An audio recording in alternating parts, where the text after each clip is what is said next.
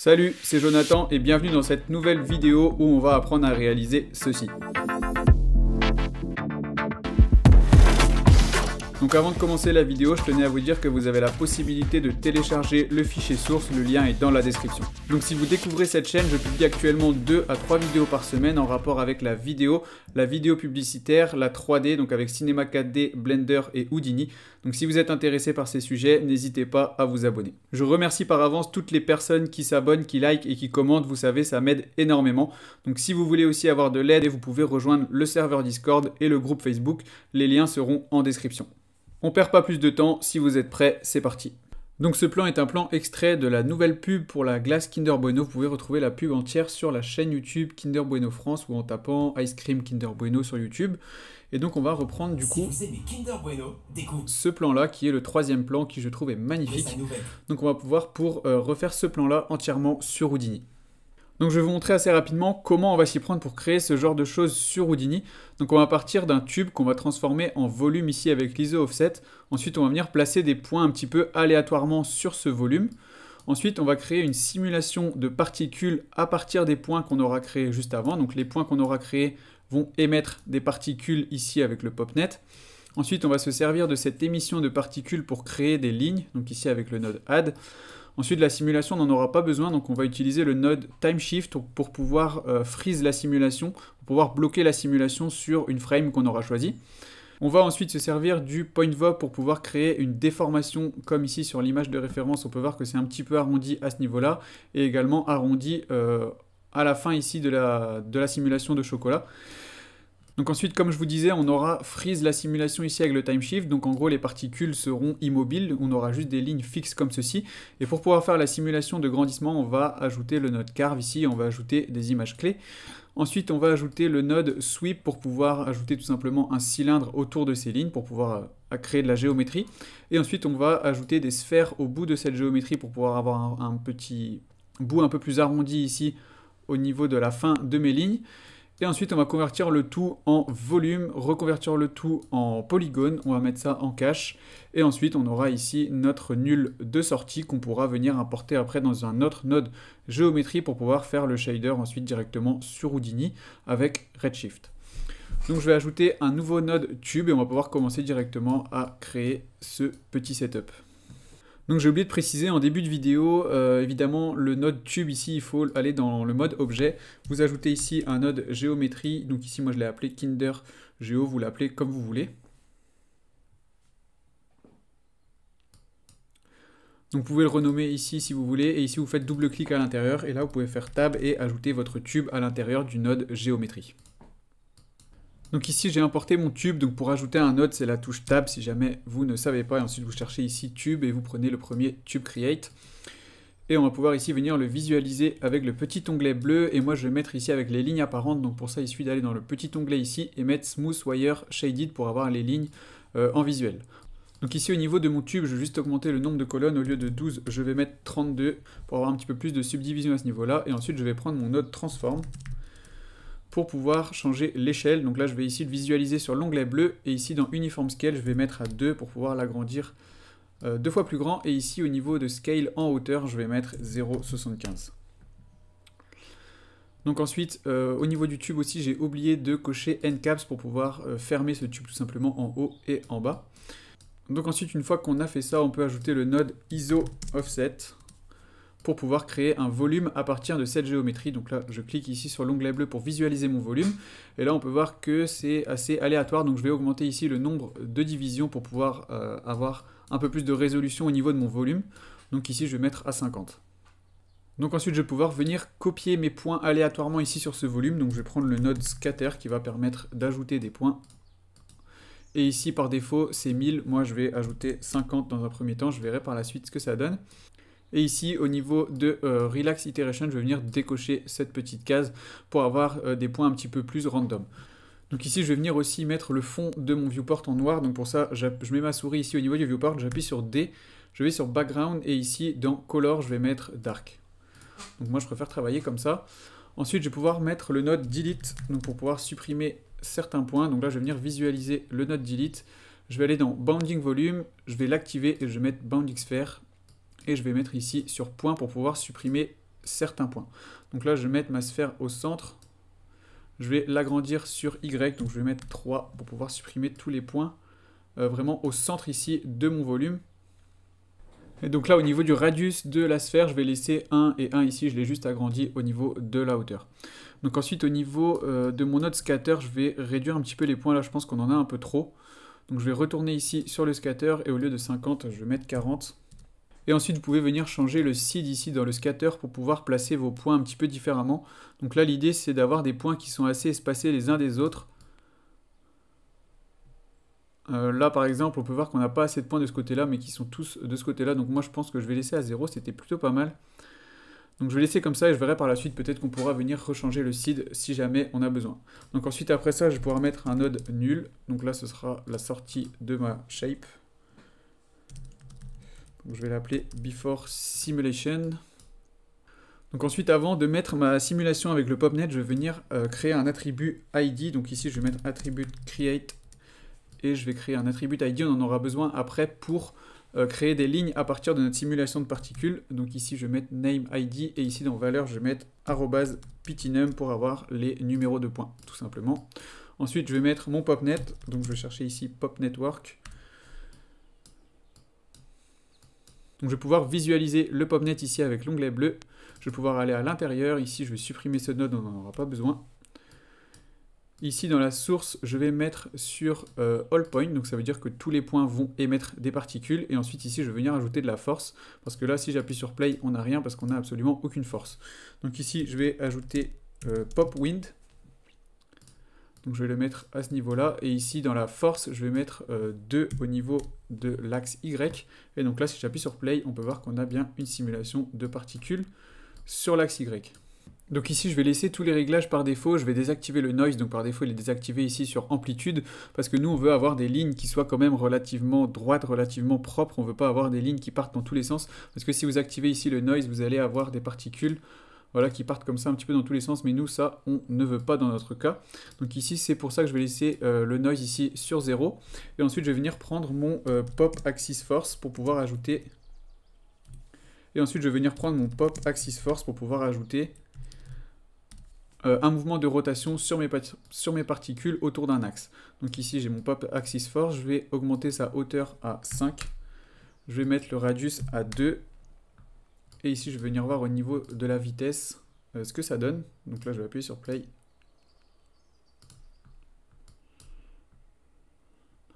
Ok, donc je vais changer ici la hauteur. Je vais mettre à 10. Donc ensuite, au niveau de la vitesse de rotation ici, je vais laisser à 1. Et au niveau de suction speed, je vais venir ajouter une valeur positive. Parce que là, si on met une valeur négative, ça envoie les particules à l'extérieur de notre forme ici. Alors que si on met une valeur positive, ça attire justement les particules vers le centre. Donc, comme ceci. Donc nous, c'est à peu près une simulation comme ça qu'on veut, donc un petit peu moins fort. Je pense que je vais mettre 0,5 ici et je vais voir ce que ça donne.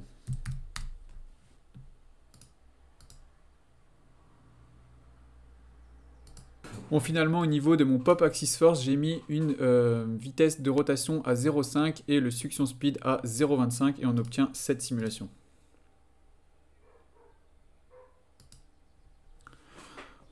Donc ensuite, dernière chose, au niveau de notre source ici de particules, on va aller dans le panneau Attribute et on va désactiver l'attribut ID. Sinon, on va en avoir 2 et ça va causer des problèmes pour la suite. Donc ici, ne pas oublier de désactiver l'attribut ID. Donc ici, je retourne dans mon KinderGeo et je vais aller directement mettre le node Add. Je vais le visualiser ici. Je vais aller dans le panneau Polygon, By Group. Et là, on ne va pas faire sur All Point, mais sur By Attribute. Et on va ajouter l'attribut ID. Et ça va nous créer des lignes comme prévu. Donc ici, si on regarde la simulation à partir de 0, on peut voir qu'on a bien un tourbillon de lignes. Donc c'est exactement ce qu'on cherche à faire.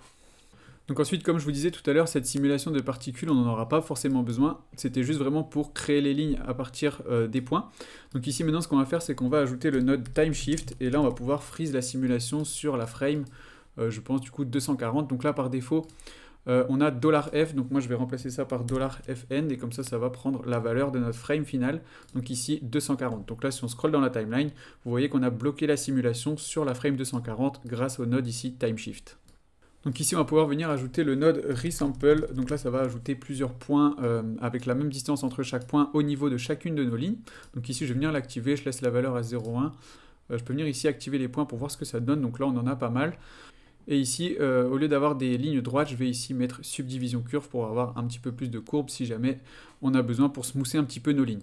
Ensuite ici, je ne vais pas oublier de venir activer le Curve View Attribute, ça va nous servir pour ensuite déformer nos lignes avec le Point Vop. Donc le Curve View Attribute, ça va venir ajouter une valeur entre 0 et 1 sur chacune de nos lignes. Et ensuite, on pourra venir faire des opérations du coup avec des courbes sur cette valeur entre 0 et 1 pour chacune de nos lignes. Donc ici, si on regarde notre simulation de lignes, on peut voir qu'on a des lignes qui sont relativement droites. Nous, on aimerait avoir quelque chose d'un tout petit peu plus arrondi ici vers le milieu. Donc comme ici sur l'image de référence, on peut voir que c'est légèrement arrondi. Ici, vers la fin, les lignes se rejoignent vers un point, ici plus ou moins au centre. Donc ici, on va faire ça avec le Point Vop, mais avant de faire ça, il faut déjà créer un attribut pour pouvoir déformer nos lignes selon les normales. Donc ici, je vais aller ajouter un attribut Wrangle et je vais venir ici taper une ligne de code, donc ça va être très simple, je vais taper v pour vector, @bend_dir pour la direction de notre déformation est égal à normalize, entre parenthèses, @n pour les normales, et j'oublie pas le point virgule à la fin, pour créer, et là si je viens visualiser les normales avec ce petit visualiseur ici, on peut voir que du coup les normales sont bien positionnées au niveau de nos courbes selon les points qu'on avait ajoutés ici avec le node resample. Donc une fois qu'on a fait ça, on va pouvoir ajouter le Point Vop pour pouvoir faire notre déformation. Donc ici, Point Vop.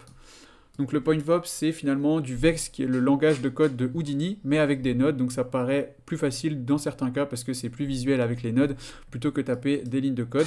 Après, si vraiment vous avez des grosses opérations, des fois c'est plus facile de taper du code et avoir 10 lignes plutôt que d'avoir 50 nodes ici dans le Point Vop et au final ne plus s'y retrouver. Donc voilà, ça dépend vraiment de chaque cas. Ici, nous, dans notre cas, on n'aura pas énormément de nodes dans le Point Vop, donc c'est pour ça qu'on va utiliser ici le Point Vop plutôt que le Vex, et je trouve en plus plus facile pour faire ce genre d'opération. Donc ici, je vais aller dans le Point Vop, je vais ici mettre ma position sur le node Displace Along Normal. Donc ici, je vais mettre ma position sur la position et la Displace position sur la position à ce niveau-là. Ensuite, je vais venir prendre le node Bind pour pouvoir importer des attributs. Donc on va importer notre attribut CurveView qu'on a créé juste avant avec le node resample. Ce node CurveView, on va le mettre dans une rampe paramètre. Donc ici, rampe paramètre. Je vais ici mettre cette rampe dans un node multiply.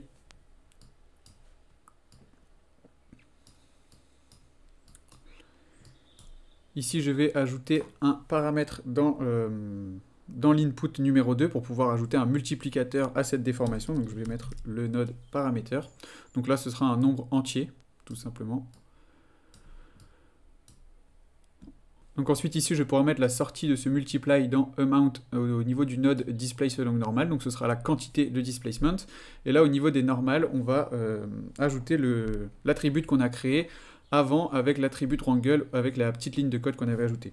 Donc ici, je vais reprendre un node bind pour importer un attribut. Et ici, du coup, on l'avait appelé bend_dir. Donc ce sera notre attribut qui va nous servir pour les normales. Donc ici, je peux relier bend_dir au normal à ce niveau-là. Et ici, au niveau de la rampe, par défaut, c'est une rampe RGB. Nous, on veut une rampe spline pour avoir une valeur entre 0 et 1. Donc ici, je peux retourner au niveau de mon KinderGeo à ce niveau-là. Je peux visualiser mon Point Vop. Donc ensuite, on va pouvoir déplier ce graphique à ce niveau-là pour voir un petit peu mieux. Je vais ajouter un paramètre à 0,5. Par exemple, juste ici. Et je vais augmenter sa valeur. Pour l'instant, je vais mettre à 1 à peu près. On verra ce que ça donne. Et donc ici, par défaut, on a des courbes linéaires. Donc il faut cliquer sur les paramètres. Et nous, ce qu'on veut, c'est des courbes arrondies.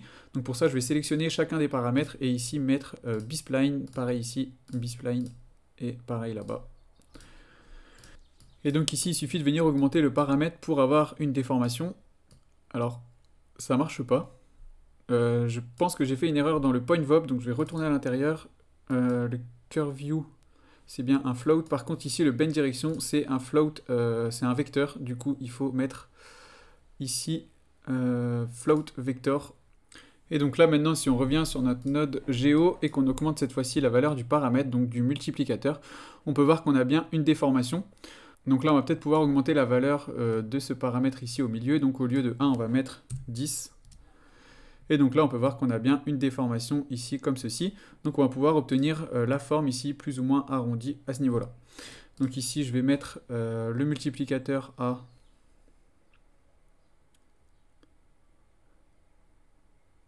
peut-être 0,20. Voilà, je vais mettre 0,2 ici. Ça me paraît plutôt pas mal.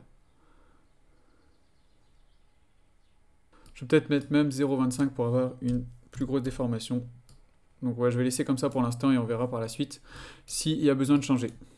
Donc ensuite, je vais pouvoir ajouter un node smooth pour pouvoir smoother le tout. Donc je laisse les paramètres par défaut. Et ensuite, je vais pouvoir créer un node nul pour signaler que c'est la fin de mes lignes ici. Et on va pouvoir commencer à faire l'animation. Donc ici, je vais mettre line.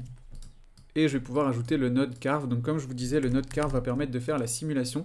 Parce que là, on a des lignes qui sont fixes tout au long de notre timeline. Donc là, ici, on va ajouter des images clés sur le node carve. Donc je vais le mettre en vert pour me rappeler que ce node contient des images clés.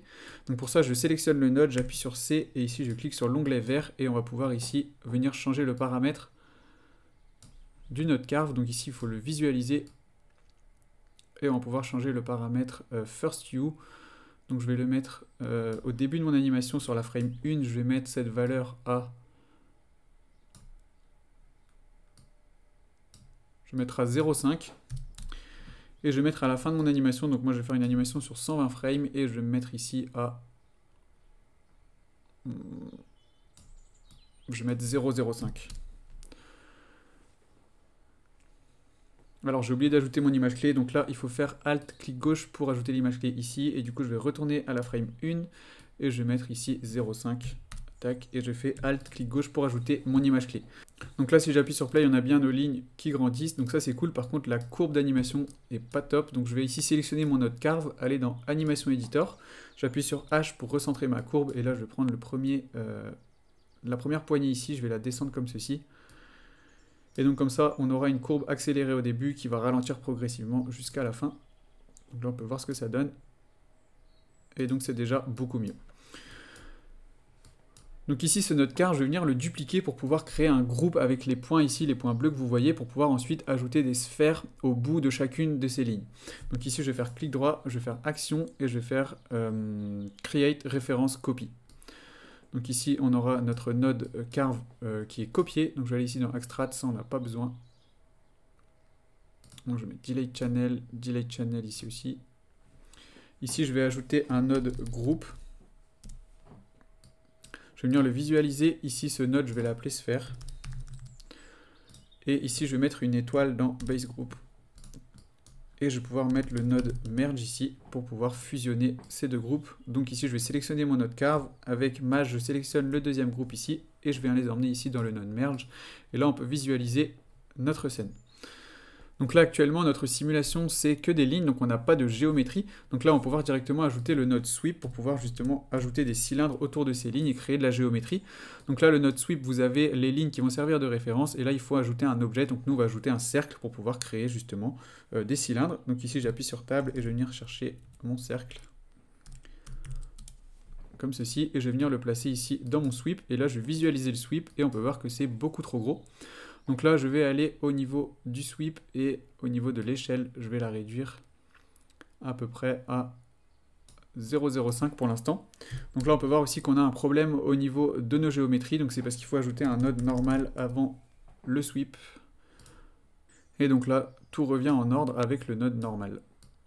Donc ici, au niveau du node sweep, on va aussi activer NCAP. On va mettre Single Polygon. Et là, on va pouvoir désactiver la rotation, on n'en aura pas besoin. Et on va désactiver aussi Stretch Around Turn, on n'aura pas besoin également. Et on va pouvoir directement venir ajouter les sphères au bout de ces tubes, comme je vous avais dit, du coup avec le groupe qu'on avait créé juste avant. Donc là, je vais créer un node Copy to Point. Je vais venir placer ceci à droite. Et dans la partie gauche de ce node, il va falloir venir ajouter une sphère qui va nous servir d'objet. Donc ici, je vais ajouter ma sphère. Hop. Je vais la relier ici dans l'input de gauche. Et là, si je viens cliquer sur Copy to Point, on peut voir qu'on a plusieurs sphères. Donc ici, au niveau de cette sphère, je vais la mettre en polygone. Je vais mettre la fréquence à 5, ce sera largement suffisant. Et au niveau de l'échelle, je vais mettre 0,5. Ou même, je vais mettre 0,01 pour l'instant et on va voir ce que ça donne. Donc ensuite, je vais mettre le node merge et on va pouvoir fusionner du coup notre sweep qui est ici avec nos sphères qui sont à ce niveau-là. Donc je viens sélectionner le sweep, je viens sélectionner le Copy to Point et je viens les relier ici dans le node merge. Et donc là, on a bien nos deux géométries qui sont fusionnées. Donc là, ce que je vais venir faire maintenant, c'est créer la déformation au niveau de mes lignes, parce que là, on peut voir qu'elles ont le même diamètre tout au long de la simulation, donc nous, c'est pas ce qu'on veut. Si on regarde sur l'image de référence, on peut voir qu'elles sont assez fines à ce niveau-là. Là, elles sont extrêmement fines, et là, on peut voir qu'on a une boule, du coup, à la fin. Donc pour faire ça, on va se servir du node sweep, parce qu'il a déjà par défaut cette fonctionnalité, sinon on pourrait le faire avec le point vop, mais bon, du coup, vu qu'il a déjà la fonctionnalité pour pouvoir faire ça, on va en profiter. Donc ici, je vais sur le sweep, je vais cliquer ici sur Apply Scale Along Curve, et du coup, cette courbe va déterminer la forme de nos cylindres ici à ce niveau-là. Donc ici, je vais aller dans les paramètres et je vais mettre une courbe smooth comme ceci. Donc là, vous pouvez voir déjà la forme de nos cylindres. Donc au début, ils sont gros et à la fin, ils sont extrêmement fins. Donc là, ils sont proches de 0. Donc nous, c'est pas ce qu'on veut. On veut déjà inverser du coup ces deux valeurs. Donc je vais mettre ici ça comme ceci. Donc là, à la fin, je pense que je vais mettre la valeur à peu près à 0,2 plus ou moins. Ici, à la fin, c'est là que j'ai besoin d'avoir une grosse épaisseur au niveau de mes cylindres. Donc ici, je vais mettre la valeur au maximum de mon graphique. Et je vais ajouter un deuxième point ici, hop, à peu près comme ceci. Et je vais ajouter un troisième point pour pouvoir ajouter un peu de grossissement. Donc là, j'ai mis tous mes paramètres de ma courbe en B-spline, ce sera un petit peu mieux. Donc ici, je vais venir descendre encore un petit peu cette valeur. Là, je vais venir rapprocher pour ajouter un tout petit peu plus de contraste. Et donc là, on peut voir qu'on a une forme qui est déjà pas trop mal. Donc là, vous venez dessiner la forme de votre cylindre ici avec votre courbe. Donc si vous mettez votre cylindre en 2-2, ça va correspondre tout simplement à la forme de cette courbe-là. Donc là, le point qui est ici, c'est le début de nos cylindres, donc qui est assez gros. Ensuite, nos cylindres diminuent en diamètre jusqu'à arriver au point le plus fin, donc qui correspond à celui-là. Et ensuite, on a du coup la grosse épaisseur à la fin avec le point ici qui correspond à la fin de notre courbe. Donc ici, vous pouvez augmenter la valeur si vous voulez. Vous pouvez mettre 1.2 par exemple pour augmenter un tout petit peu plus le diamètre ici au niveau de ce point-là. C'est comme vous voulez. Moi, je vais laisser à 1. Je trouve que là, la forme est pas trop mal, donc je vais laisser comme ça. Je vais peut-être ajouter un tout petit peu plus de contraste ici.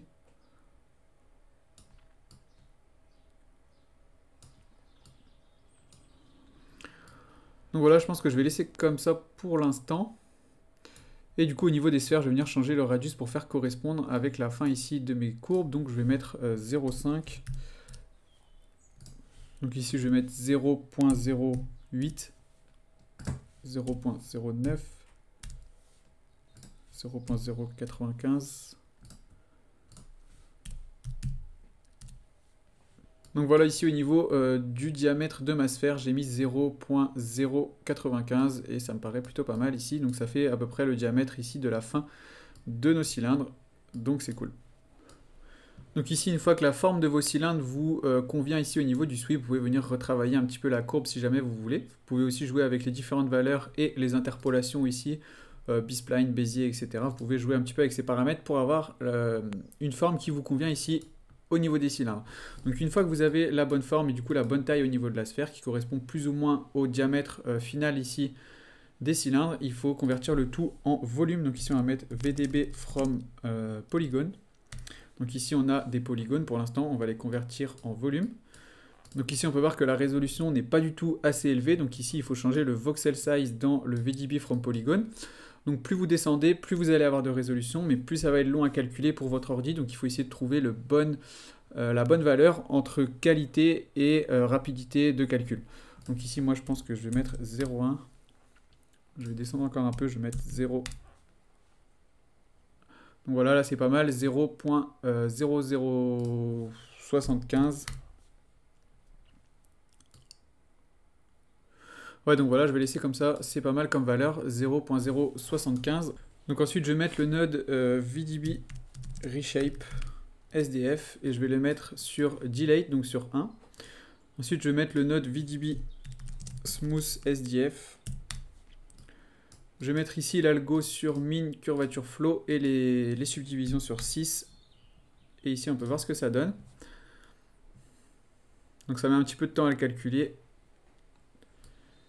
Donc là, on peut voir que c'est pas mal, mais c'est venu enlever un petit peu de matière. Donc on va dupliquer ici le VDB Reshape une nouvelle fois. Donc Alt, clic gauche pour le dupliquer. Et ici, je vais venir en placer un autre entre le Smooth et le premier Reshape pour avoir un second Delete, pour avoir une meilleure forme tout simplement au niveau des cylindres juste ici. Sinon, vous pouvez aussi également jouer avec les valeurs. Donc là, au lieu de 1, on pourrait mettre 2 par exemple. Donc j'ai essayé avec 2, c'est peut-être un petit peu trop. Donc je vais laisser sur 1. Donc j'ai ici un premier reshape delete sur 1 et un deuxième reshape delete sur 1 également. Après voilà, il suffit de jouer un petit peu avec les paramètres pour essayer d'obtenir le meilleur résultat. Donc ici on a notre VDB Smooth, je peux ensuite venir le convertir, donc convert VDB, et cette fois on va reconvertir notre volume, parce que là actuellement c'est des volumes, on va venir les convertir en polygones, donc ici convert to polygone. Et donc là, on a de retour des mèches, donc de la géométrie. Si on vient zoomer, on peut voir qu'on a bien ici des polygones. Donc ensuite, une fois qu'on a converti nos volumes en polygones juste ici, on va pouvoir mettre tout ça en cache. Donc ici, je vais prendre un node file cache. Ici, au niveau du file cache, par défaut, il est en constructed. Moi, je vais le mettre en explicite. Ici, je vais créer un dossier cache. Ensuite, je vais mettre slash pour créer un dossier $os. Donc $os, ça correspond au nom du node. Et ici, je vais créer un autre dossier $heapName, donc le nom du fichier. Et ici, je vais venir remplacer caramel simulation.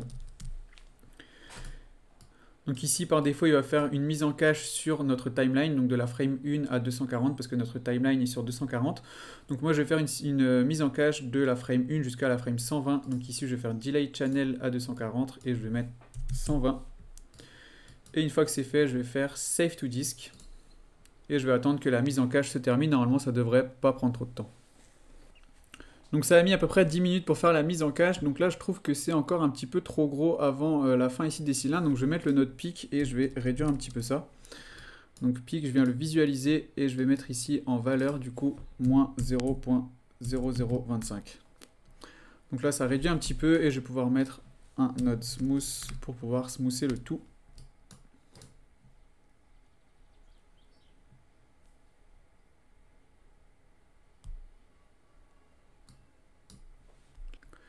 Donc voilà, on a fini pour notre simulation. Maintenant, je vais pouvoir mettre un node nul et ce node nul va me servir de sortie. Donc ce sera la fin de ma simulation.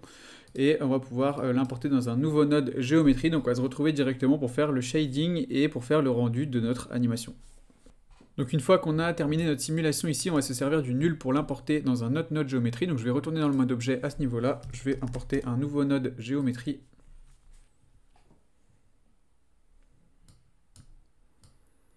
Donc le premier node, je vais pouvoir le masquer, donc je désactive ici le carré bleu, et là je vais appeler celui-là Kinder RNDR, donc ce sera celui-là mon node de rendu, donc je vais appuyer sur C et je vais le mettre en bleu. Moi je mets toujours mes nodes de rendu en bleu. Et je vais pouvoir aller à l'intérieur, je vais prendre le node Object Merge.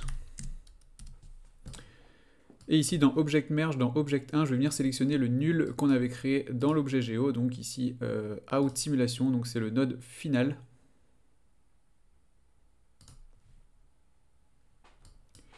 Et donc là, on a bien notre simulation qui a été importée à ce niveau-là. Donc maintenant, on va pouvoir directement créer les matériaux. Donc ici, je vais aller dans le mode objet et je vais passer en mode Material Network. Et je vais ici aller ajouter le Redshift, le RS Material Builder, donc qui est juste là. Donc là, je vais le renommer Caramel. Et je vais aller à l'intérieur, donc double-clic. Et là, vous avez le standard matériel. Donc on va juste utiliser ça pour créer notre matériau de caramel. On ne va pas utiliser de texture ou quoi que ce soit. Donc ici au niveau des matériaux, vous pouvez voir ici ma couleur, donc je vous laisse recopier les réglages si jamais vous voulez recopier la même chose. Ensuite j'ai mis le roughness à 0,1, sample 32 ici, l'IOR à 2, là j'ai laissé par défaut, et ensuite je suis venu ajouter du subsurface à ce niveau-là, donc là c'est le réglage hyper important pour le caramel. Donc au niveau de la puissance j'ai mis à 1 ici, je vous laisse recopier les paramètres au niveau des couleurs si jamais vous avez envie de recopier la même chose. Donc voilà, c'est vraiment un matériau qui est très très simple. Donc je vais retourner ici dans mon panneau objet, juste là, je vais aller dans Kinder Render. Et ici au niveau de Render, je vais pouvoir ajouter le matériau que je viens de créer. Donc je vais cliquer ici, je vais aller dans l'objet Mat et je vais ajouter le matériau caramel, tout simplement. Donc ensuite, je vais pouvoir également ajouter ma caméra. Donc là, je vais cliquer sur caméra à ce niveau-là. Je vais venir la tourner verticalement. Donc là, je vais remettre tous les paramètres à 0 dans un premier temps. Au niveau de View, je vais mettre la focale à quelque chose comme 85 mm. Donc ici au niveau de la caméra, je vous laisserai recopier les paramètres si jamais vous voulez recopier la même position de caméra. Donc j'ai essayé de recopier tout simplement par rapport à la vidéo initiale de Kinder. Donc ici j'ai mis 0, 6,5, 13, 0, -3 et 75. Donc voilà, si vous voulez recopier les positions de caméra, il n'y a pas de souci. Donc le matériau est attribué ici à cet objet, donc l'objet avec avec la simulation de caramel. Donc maintenant il ne reste plus qu'à faire les lumières, donc là je peux décocher aussi le petit cadenas pour éviter de bouger ma caméra lorsque je vais déplacer ma souris. Donc ici pour les lumières je vais ajouter un dome light et je vous mettrai l'image HDRI dans le fichier source qui sera disponible en description. Et je vais rajouter une image en backlight pour pouvoir faire ressortir le subsurface de mon matériau de caramel. Et donc une fois que vous avez fait tout ça, toutes vos lumières, les matériaux, etc., il suffit d'aller ici dans le Network Out et vous allez ajouter votre Redshift ROP qui est donc ici, et ensuite vous avez vos paramètres Redshift qui sont juste là. Donc ici dans Output vous avez vos paramètres de sortie avec le dossier de destination, vous avez le fichier d'enregistrement, donc moi je vais faire un rendu en EXR. Ici dans AOV Manager vous pouvez rendre vos différentes passes, et ici dans Redshift avancé vous avez tous vos paramètres de réglage avec les samples. Donc moi je vais désactiver l'automatic sampling pour le rendu final. Et ensuite vous avez vos paramètres de GI juste ici, le motion blur si vous voulez l'activer, mais ça mettra plus de temps pour le rendu. Les caustiques on n'en a pas besoin, et ensuite si vous avez une carte RTX vous avez la possibilité d'optimiser ici dans le paramètre système, mais moi j'en ai pas donc j'ai pas l'option ici qui apparaît. Donc voilà, ensuite si vous voulez faire le rendu sur la ferme de rendu Fox Render Farm, vous avez mon lien en description qui vous permet d'avoir 45 $ offerts pour pouvoir tester justement cette ferme pour voir si ça vous convient. Donc voilà, j'espère que cette vidéo vous plaira. Dites-moi si vous aimez les tutoriels sur Houdini et si vous aimez ce genre de vidéo assez complète et quand même assez longue. En tout cas, j'espère vraiment que ça va vous aider. Si c'est le cas, n'hésitez pas à laisser un commentaire, à liker et à partager cette vidéo. Moi, je vous dis à la prochaine. Donc voilà, c'est tout pour cette vidéo. Merci d'avoir regardé jusqu'au bout. J'espère que ça vous aura plu. Si c'est le cas, n'hésitez pas à liker, commenter et à partager. Moi, je vous dis à la prochaine. Ciao!